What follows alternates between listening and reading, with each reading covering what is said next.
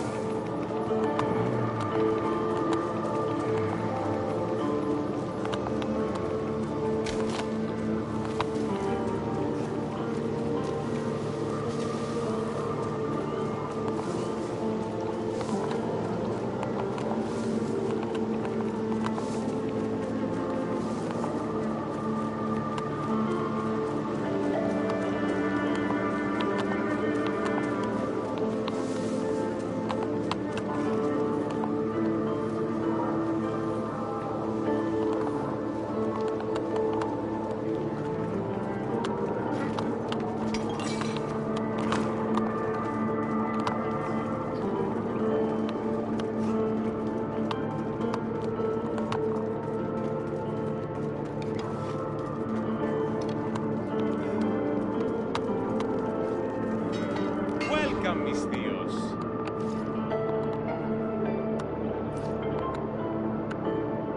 Please ask for anything you need.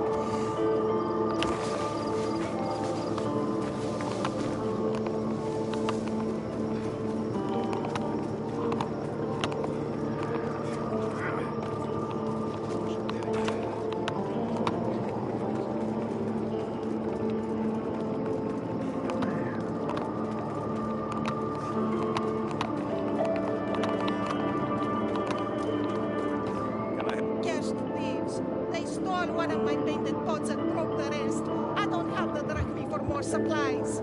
So you want me to give you some drachmi? Can I count on you? All right.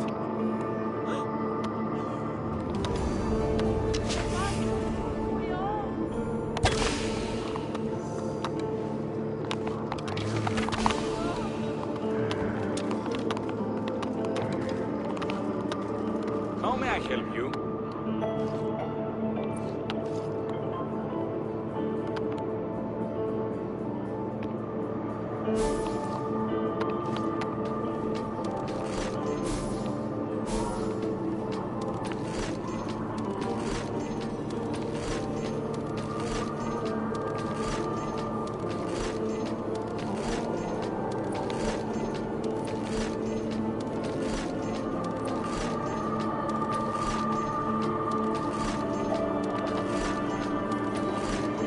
If I can help you again, let me know.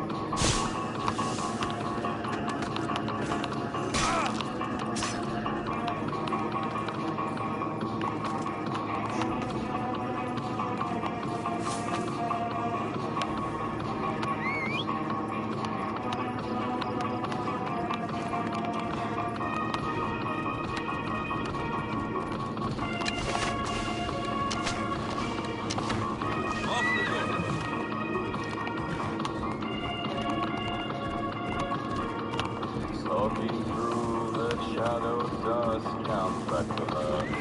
A hunter's guise, whispers echo in the night.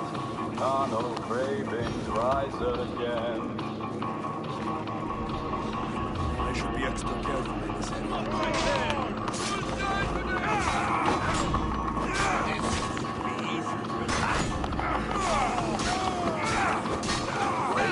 Wings on a moonlit farm. Ancient secrets walked in his bronze. Blood red passion is timeless trance. Underneath the castle stands.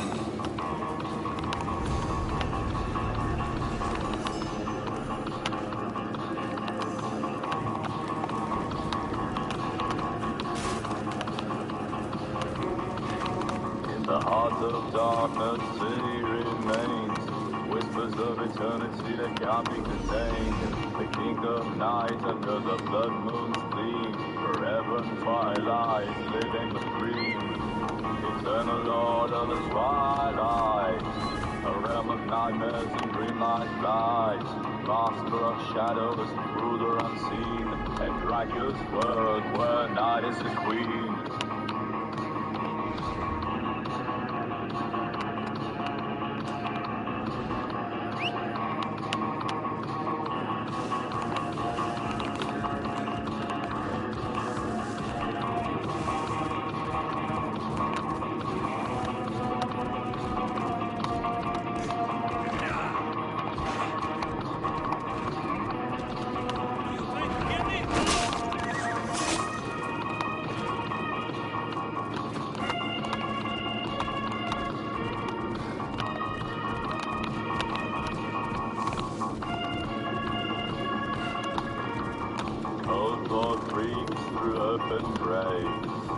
Gothic whispers call from the shades, spilling presence fills the air. In the kingdom of night, he's everywhere. Eternal Lord of the twilight, in his embrace is no dawn's light. Castle halls, echoes of pain, specters dance in miraculous domain.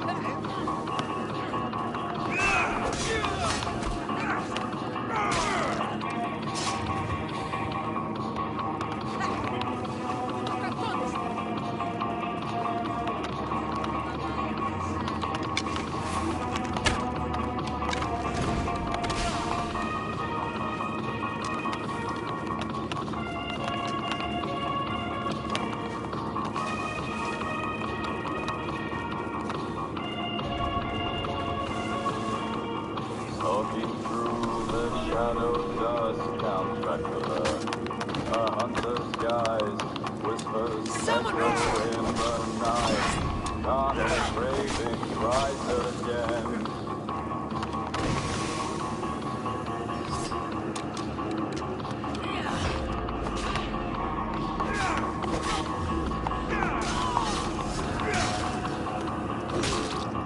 Raven dreams on a moonlit fog, ancient secret locked in his rod. Regret, passion, its harmless drawn, underneath the castle's dance. Best to stay off sight.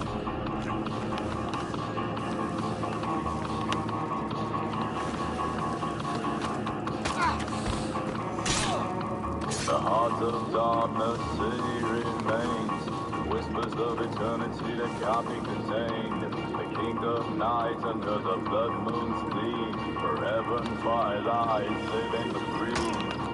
Eternal Lord of the twilight, a realm of nightmares and green light light.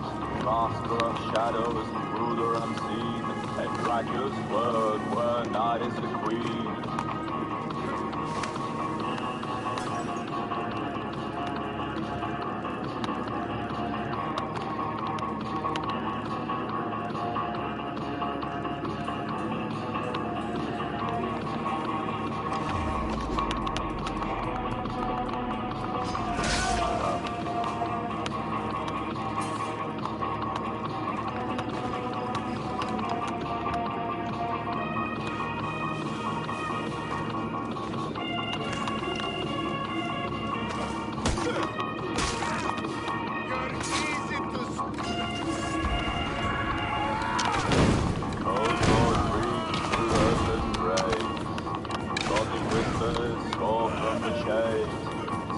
Presence fills the air in the kingdom of night. He's everywhere.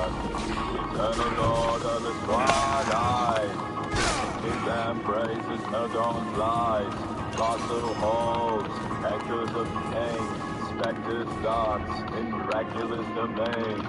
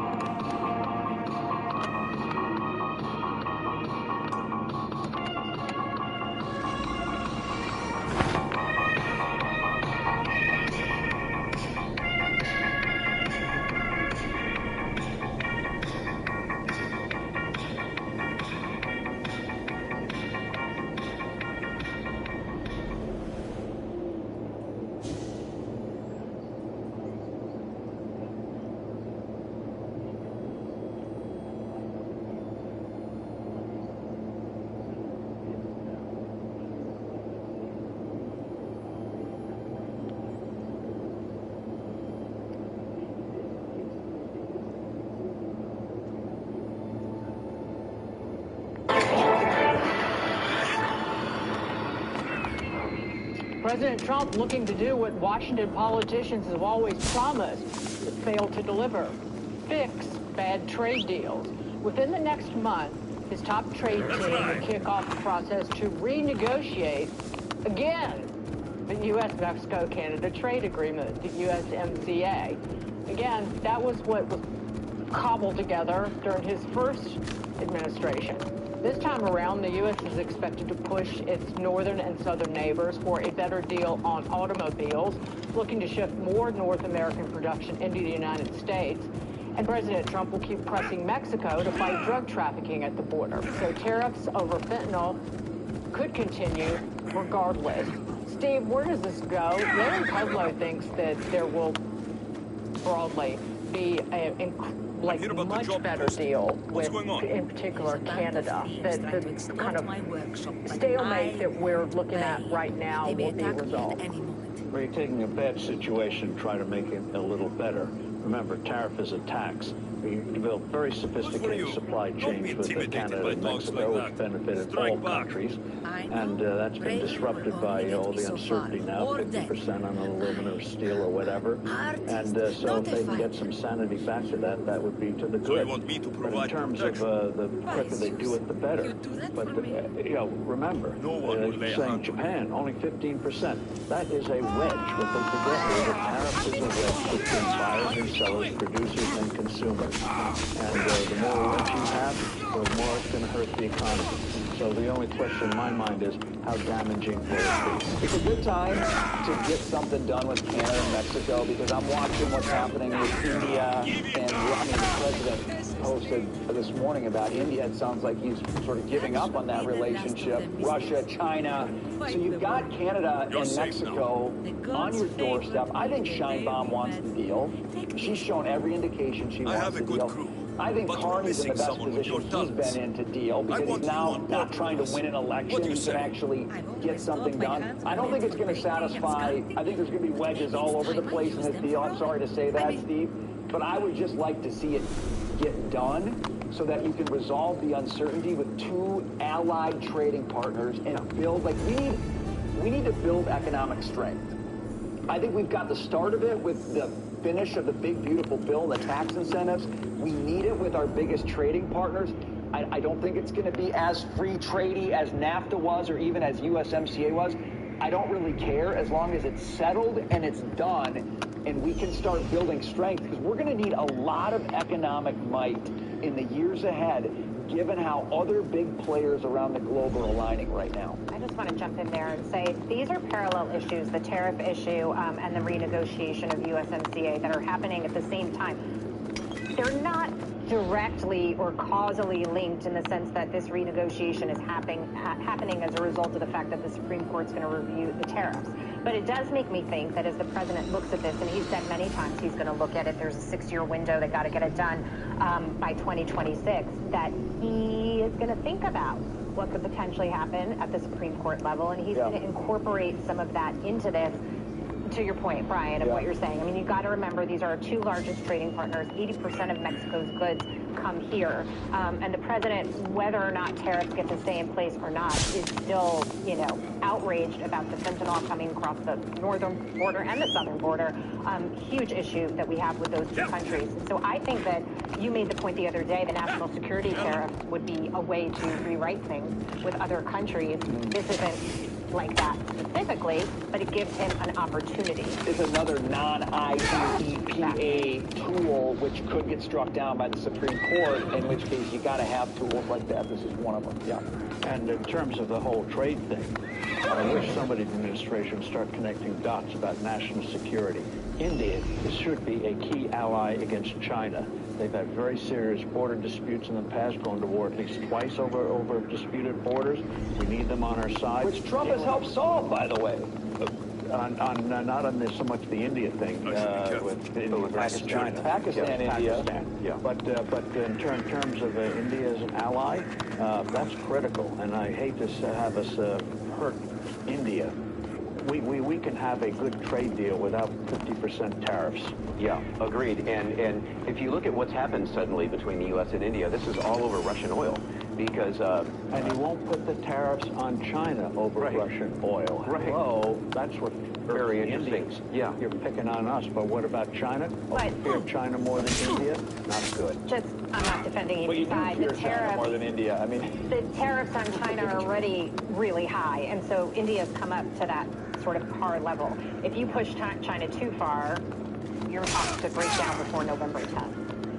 I'm just putting it out there. we've got more leverage over India than China. This is obvious, right? I mean, you're going to deal with them differently based on the leverage that you have. India doesn't like it. I totally agree with you, but I can't say India's been saintly in this process either.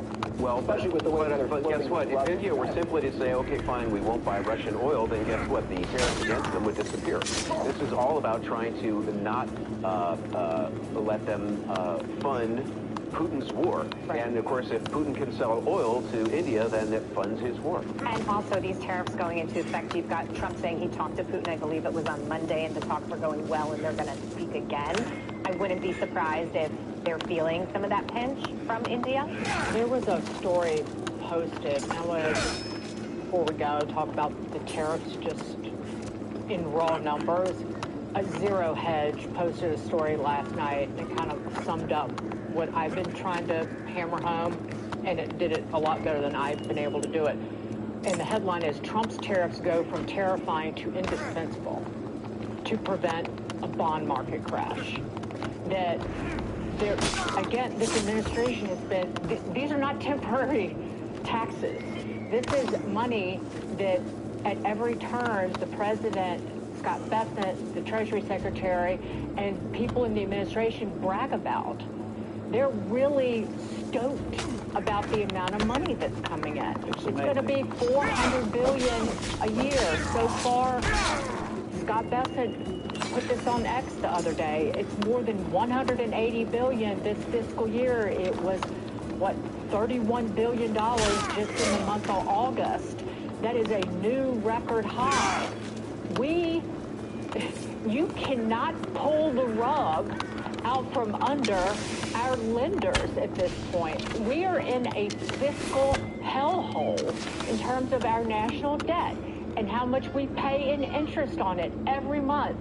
It's $100 billion in interest on average so far this year. We're going to hit, it's going to be more than $1.2 trillion just in interest on the national debt this year.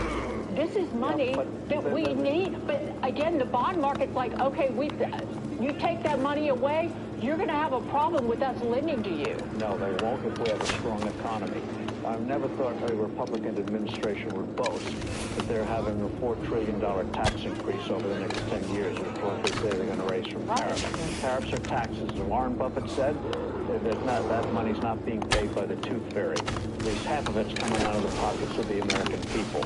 And Republicans boasting about taking $2 trillion plus out of the pockets of the American people, not a good thing. The way you deal with deficits, in addition to spending restraint, is growing the economy. That's how we've gotten out of every debt hole in the past. You grow the economy, which they're trying to do with a big, beautiful tax bill. Hopefully there'll be new tax cuts coming. Huge deregulation, which doesn't get much publicity, which Zeldin and others are doing. Absolutely critical for our future. So they're doing some right things. So they got to get the tariff thing straightened out, and they got to get the Fed straightened out, and themselves straightened out on the need for a stable dollar. I will keep hammering this statistic. So far this year, we have taken in more tariff revenue than the one big beautiful law cut in annual spending over a 10-year period. It cut about 160 billion, 180 billion, thereabouts in tariff revenue, and that's just 11 months of the fiscal year. So that's how feckless these politicians are in terms of just pulling in some of the spending. That's why the revenue is a problem if it goes poof. That's all. That's all I'm saying. We can keep talking about it, but we got a big... Good economy, good revenue. Yeah, but again, if the interest rates spike because you take the tariff revenue away, then it's hard to get that good economy. The bond market's trusted the dollar used to low interest rates.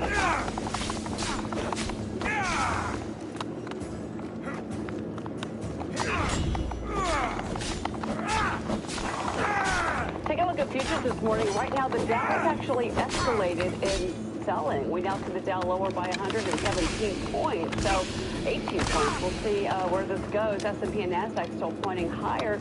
Tech remains front and center for investors. Broadcom shares skyrocket after the chipmaker reported better than expected third quarter earnings. The company securing $10 billion in orders from a new AI customer. Its CEO says that AI growth expected to continue into next year. Joining me now, Making Money host Charles Payne. Charles, your reaction to that? No, I think it's phenomenal. It's been long the stock for a long time. It's the silent $1 trillion stock, right? Because we hear about all the other names. This is a name really that's not even a household name, and yet I think it's the seventh largest market cap.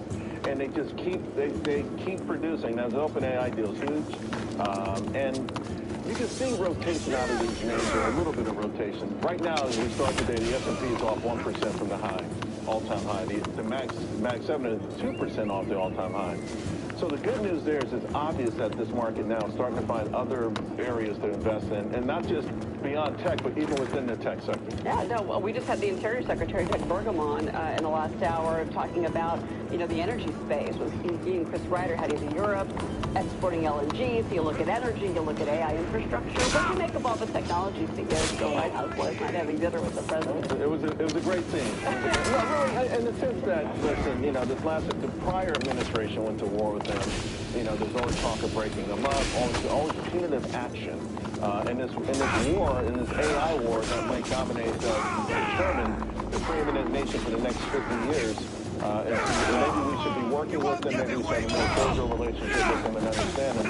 Ironically, in the last year or so, many, particularly Silicon Valley, who are ultra-liberals, have come to say, okay, I want to, this administration wants to work with us, and it's a positive all around. Yeah, no, I mean, to see Zuckerberg and Tim Cook, and, $600 billion investment from Apple into the United States, that's pretty incredible. Although the funniest thing, I saw someone ask why was Shabbat there, I was like, I don't know. But anyway. I have to say, I made the joke this morning on Fox News that, it looked like a cabinet meeting, except it was all the technology executives, the way that it was laid out. The most powerful CEOs that have ever, outside or maybe Rockefeller, yeah. Exactly, yeah, well, let's take a look at yields right now. We've got a jobs report coming, got to talk about it. So right now, the 10 years at 4.147%, so down a basis point. Of course, the August jobs report coming out less than 15 minutes from now. Expectations, 75,000 jobs created, the unemployment rate ticking higher to 4.3%. Also, investors still expect a rate cut at the September 17th meeting. The futures market has priced in a near certain 98% chance of a 25 basis point cut. Charles, my question to you, what if we got a bad jobs report? Could you see the futures market pricing in a half a point cut for September? We could. We want it. It's ironic as you bring up it's bad, good, or good, bad. That debate we always have whenever it comes to Fed accommodation. We don't want anything that's devastatingly bad because, the Fed cutting rates is good for the market except when there's a recession. That's when it's not good for the market. So any number under 75,000 probably will confirm not just this rate cut, but probably additional rate cuts, maybe a rate cutting cycle. The bond yield is phenomenal. Watch that 2-year yield. That breaks under 3.5. That's generally Fed fund rates follows the 2 years. So the 2 years breaking down big time. That means we can have a series of rate cuts. I can't wait for the jobs report because the jobs numbers were really kind of confusing. So we had massive job openings in construction, like 3 million from 2.4 million, but also massive quits. And I mean a decline in quits, right? So people in that industry weren't quitting for these better or more jobs out there. Same thing happened with wholesale. The same thing happened in transportation and warehousing. So massive openings, but still, folks who work in those areas are not quitting, which is a sign that certainly the pendulum has swung to employer from employee. Yeah, no, and by the way, speaking of the rate cuts, Christopher Waller, last week he had said, I worry conditions in the labor market could deteriorate further and quite rapidly. So we're going to be watching to see what happens in about 12 minutes from now. I do want to ask you about Stephen Moran, though, because President Trump's Fed nominee, Stephen Moran, did testify before Senate banking yesterday. He's defending his nomination to the board, stresses he will uphold the central bank's independence while taking an unpaid leave from his White House role if confirmed. DOJ launching a criminal probe into fired Fed Governor Lisa Cook over alleged mortgage fraud. And the Journal's reporting that subpoenas have already been sent out. A grand jury in Atlanta weighing the case. She's suing, of course, to block President Trump from firing her. Yeah. Well, I love Moran. You know, his work prior to even Trump coming into office is phenomenal. People should go read some of his pieces. He won't take a lot of credit for it. You know, I interviewed him early on, and, you know, he's pretty humble about it. But listen, what he said yesterday that stuck with me the most was how the Fed impacts households, small businesses, starting families, having kids. These are things that you don't hear about, right? We always, it's the Fed and the stock market, right? And listen, the Fed was designed to help business. That was all, that's its creation, to help the wealthy out there. But we know it has an impact on regular people, just every day, someone walking out of the train station right now, and the Fed never acknowledges that. And I love that Marin's going to bring that to the Federal Reserve. Yeah, I thought the line of questioning about him, you know, staying with his job, but just taking the leave of absence, and they really, I thought, went overboard on that. He made it very clear. He said, no, I mean, I'm not, we're talking 4 months. Right. I mean, why would I walk away from my career? I'm happy to serve and help out. The yellow went from the Fed to the Biden White House, what's the name? How come I have a mental block on it? Lyle Brainerd or whatever. Oh, Brainerd. Yeah, she did, you know, she made a lateral move. That kind of thing is, you know, it's just obvious. He's not going to be doing that job. He's going to be focused squarely on the Federal Reserve. I think obviously what they wanted to hear was the Fed independence part, that he said that the Fed, he'll adhere to the traditions of the Fed independence. John was saying earlier he's not really concerned about that. Not at all. I think if the Fed does something stupid, okay, the market will let the Fed know about that very quickly, and they'll be forced to change course. That's the way I look at it. Yeah. And that's it. You know, the Powell Fed is a little different, right? I mean, and Powell has become somewhat stubborn, and I think that's hurt him a lot, and it's hurt his reputation. So, but now we're looking forward to the new Fed, the 2026 Fed. You know, we're going to have a new chair early next year. We may have 2 more slots here, so we'll see what happens. But we'll see. We at least the least. I like the idea of the Federal Reserve focusing on Main Street, because that's really where the pain is right now with their inconsistency with the rates. Yeah, and maybe being too late, as President Trump has said. All right, Charles Payne, stay right there. We've got the jobs panel coming up. The August jobs report is out in about 9 minutes. All hands on deck. Our panel is here to break it all down. You're watching Morning This Morning, live on Fox Business.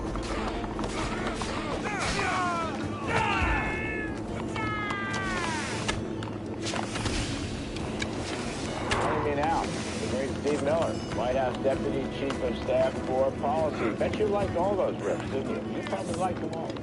Go ahead, Steve. They were great and insightful as usual, my friend. Thanks very much. So, Steve, I want something else. Something we talked about in last night's show. Debanking. I mean, it's the most extraordinary story that Mr. Trump was talking on one of the networks yesterday, that J.P. Morgan Chase actually said to him, you got to get all your bank accounts out in 20 days. Debanking. Reputational risk threats or some garbage like that. So the rumors are, of course, that there's going to be a debanking reform executive order coming out. I hope it comes soon. I hope it punishes any of this debanking stuff against, you know, political figures, conservatives, Christians, religious people, oil companies, and you name it. Can you tell us when this executive order is actually going to come out and give us a sense of how tough it's going to be? Yes, well, as you know better than most, Larry, you've talked about it, you've covered it. We talked a lot about the weaponization of the justice system, but we haven't talked as much about the weaponization of the financial system. One of the worst features of the last 4 years under Biden and the Democrat rule, but of course it also precedes that too, is the use of banking and access to the financial system to enforce a regime of censorship and political control, or like something out of a communist country. We all know stories of people who had their platforms, their financial platforms, taken away from them simply because of how they thought or how they spoke or what their political beliefs were. As we've explored this and examined this as the White House, we found these practices are even more widespread than previously known. As you mentioned, they use this context of reputational risk as a basis for financial censorship, which is truly odious, truly un-American, truly dangerous to liberty and everything. So we work closely with Secretary of the Treasury Scott Bessent on developing a financial enforcement mechanism to ensure that those who participate in the banking system are not debanking and financially deplatforming Americans as a result of their political beliefs. And we're hopefully going to have that product finished soon, and we'll be able to bring that to the president for signature. As he's identified, this is a top priority for him. It's a wide range. You know, you're right. The weaponization stuff, I mean, the reputational risk, I mean, that could be anything. I mean, look what they did to President Trump. It was remarkable. He had banked at the Bank of America or J.P. Morgan. All of a sudden, they and other banks turned him down. Yeah, he's exhibit A in the weaponization of our financial system. Yep. Like, if you can take away the ability of a person to do business, to engage in commerce because of what they believe, that we're not a free country. We're tilting towards, in that case, a Marxist economy or totalitarian economy, but not a free market economy. Champions of freedom and liberty should abhor the idea that large banks can collude or act individually to strangle the finances of people they don't like simply because of what they think, what they believe, or who they are. And the other part of it, Steve, and you're going to have a chance to change this, I hope. The Federal Reserve, which is the principal bank regulator, not the only one, there's the Office of the Control of the Currency and the FDIC, all these regulators, you know, from time to time under Biden, what did they do? I mean, they debanked Christians, they debanked religious groups, they talked about ESG, which was a way of saying no lending to fossil fuel companies, oil and gas companies, because of this climate radicalism that they were pushing. They talked about you can't make loans to companies unless they pass certain DEI rules. Essentially, super affirmative action stuff. In other words, you got regulators who are over-regulating for political reasons. That's got to stop too. I mean, it's beyond debanking. It now becomes a regulatory and supervisory issue. Yes, financial regulators and banking regulators who have embraced, whether it be DEI or anti-Christian bigotry or the ESG ideology, are all examples of using state power through either actual regulation or the implicit threat of regulation, which was pervasive during the Biden years.